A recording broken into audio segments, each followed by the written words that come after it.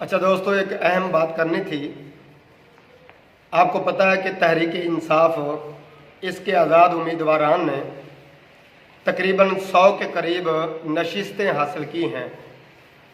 اب انہوں نے سنیوں سے ووٹ لے کر اہل الحدیث، دیوبندی، بریلوی، اس میں سب شامل ہیں، سب سے انہوں نے ووٹ لے کر ایک بہت خطرناک فیصلہ کیا ہے۔ وہ یہ ہے کہ انہوں نے ارادہ کیا کہ یہ سیٹیں مجلس وحدت المسلمین کو دے دی جائیں۔ اب میں ان سنی بھائیوں سے درخواست کرتا ہوں، التجا کرتا ہوں کہ جنہوں نے ان کو ووٹ دیا ہے وہ احتجاج کریں، پروٹیسٹ کریں، کھڑے ہوں، اعلان کریں کہ ہمارا ووٹ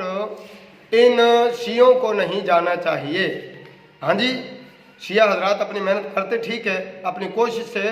جو انہوں نے ایک سیٹ لی ہے ان کو حق حاصل ہے، لیکن ہم سنیوں کا جو ووٹ ہے، ہمارے ہاں ووٹ لے کر اس طرح کے لوگوں کو ووٹ نہیں جانا چاہیے، یہ سیٹیں ان کو نہیں ملنی چاہیے جو علل اعلان کہتے ہیں کہ جو دفاع صحابہ کا بل پاس ہوا ہے یہ نہیں ہونا چاہیے، ہم اس کو تبدیل کریں گے۔ اسی بنیاد پر مجلس وحدت المسلمین جو الیکشن لڑتی ہے، سیٹ لیتی ہے، تو اب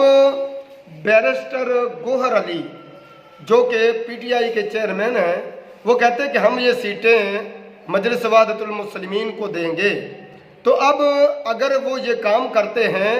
جن سنیوں نے ان کو ووٹ دیا ہے، اگر وہ بولتے نہیں ہیں، وہ کھڑے نہیں ہوتے، احتجاج نہیں کرتے، رکاوٹ نہیں بنتے، تو پھر یہی سیٹیں، آپ کے ووٹ کی سیٹیں دفاع صحابہ کے بل کو بدلنے کے لیے استعمال ہوں گی، اور اس طرح آپ کے ووٹوں کا استعمال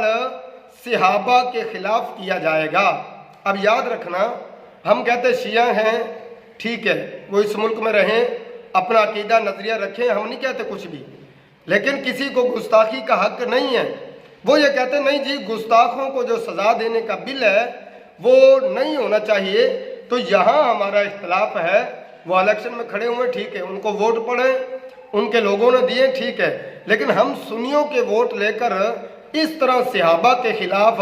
ان کو استعمال کیا جائے، تو پھر ایسے لوگوں کو جو نہیں بولتے ان کو ایمان کی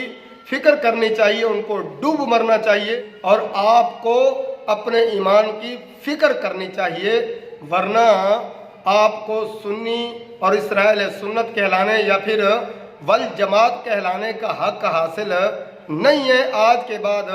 آپ اپنے آپ کو یہ بات اہل حدیث یا پھر دیوبندی، ہم اہل سنت والجماعت ہیں، یہ کہنے کا حق نہیں ہے۔